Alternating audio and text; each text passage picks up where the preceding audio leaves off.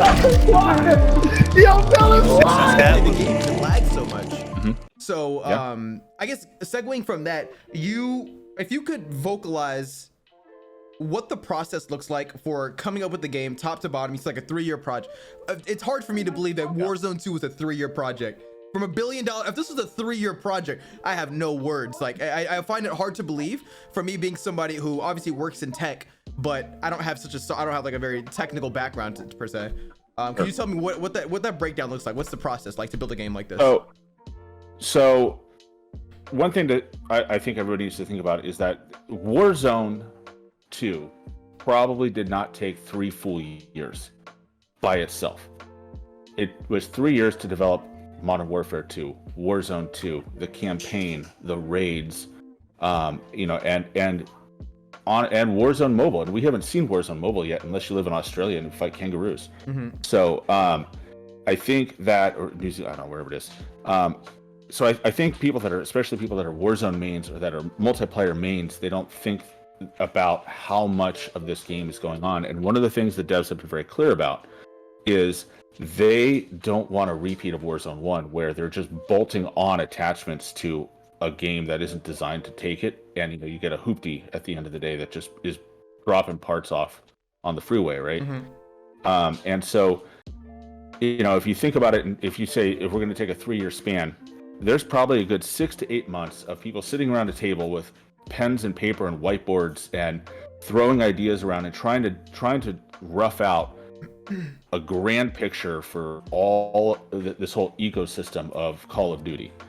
And they'll come up with we'll have a team that'll come up with a campaign and a storyboard, but remember, all these characters, they intertwine, so there's Warzone people and multiplayer people and campaign people, and they all have to talk to each other. And then and so they'll have a huge planning process. And what they'll do is they'll probably go in and they'll sit there and they'll say, all right, what works what's working in Warzone, what's not working in Warzone, how do we want to approach this? And if we rewind the clock and you kind of look at where this is, I mean, this is going to be season 5, season 6 of Modern Warfare 2019, and maybe into the first season or 2 of Cold War that this is going on, right? So this isn't like it isn't like they started this in the middle of Caldera and said, oh, let's figure out what to do. And so at that point, they're doing 2 things: is they're coming up with this whole ecosystem that they want to do and all their plans and how they want the game to go. But they're also trying to read the tea leaves and check out the fortune teller bowl and see, hey, what is the industry going to be like in 3 years when we launch this thing? And that's one of the tougher things. And at that time, if you look around, battle royales were kind of in decline. Okay, Apex was getting stale. Fortnite was very stale. And everything was kind of locked in, and PUBG was dead. Day one, what's the H1Z1? Daisy? Yeah, they're dead. Yeah, and so you look at where the battle royales were, and it was Warzone and nothing else. Apex had to be in the conversation.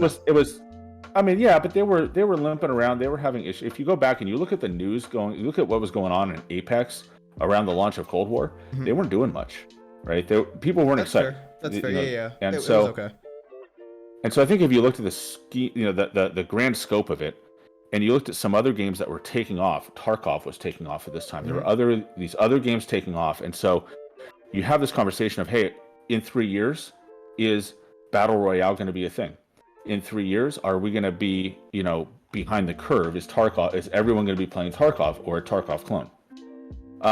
And so I think with that conversation, they probably mapped out saying, hey, we're going to make a Battle Royale / this DMZ mode and have it kind of work to get, have it be comfortable between the 2 modes.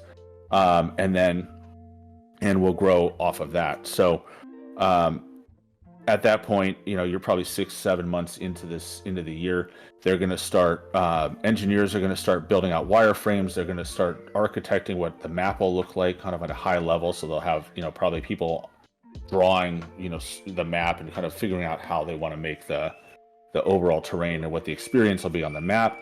And then, and that's going to eat up most of the year. So, by the end of year 1, you've got a plan, you've got probably a document, a big binder that'll say, here's what we want the game to be like when it's launched.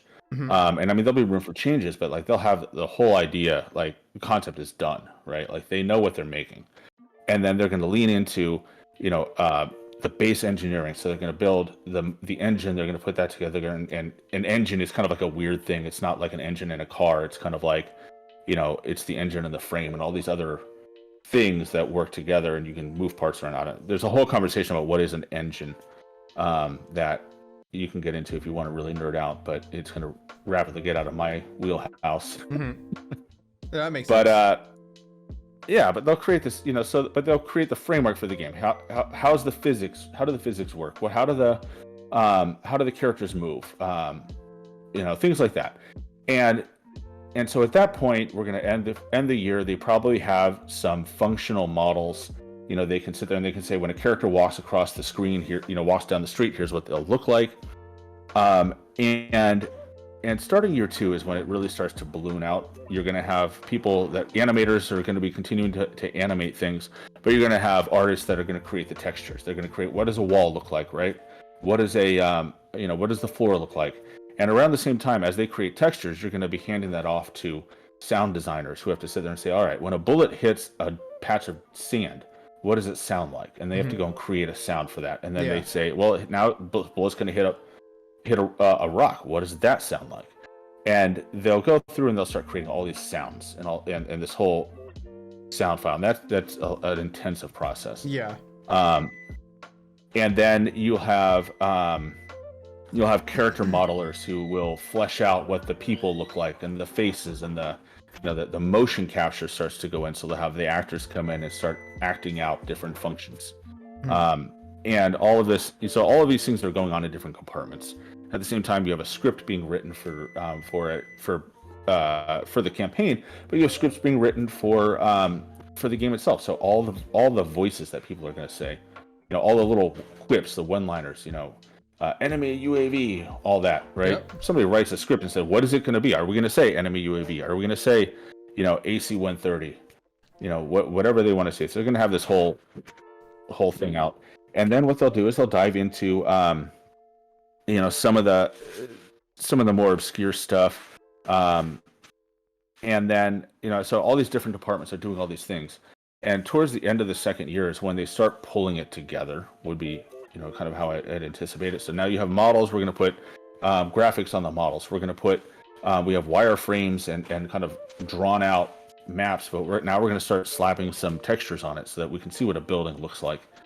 And then, by the end of the year, you'd start getting alpha builds where things are you could take a character and walk them around a room or walk them around a building, but the walls, they're just plain gray walls, right. And things like that. If you think of Dr. Disrespect, when some of the first looks of his gameplay, right? That's alpha level. Yeah. Material where they're modeling it, they're just testing that physics engine, they're testing these things out. Yeah. And you might start, and this is the first time you might actually start to see some QA going on, where you might bring in a couple of testers and say, hey, QA is going to start being involved, maybe, depending on how the company's set up.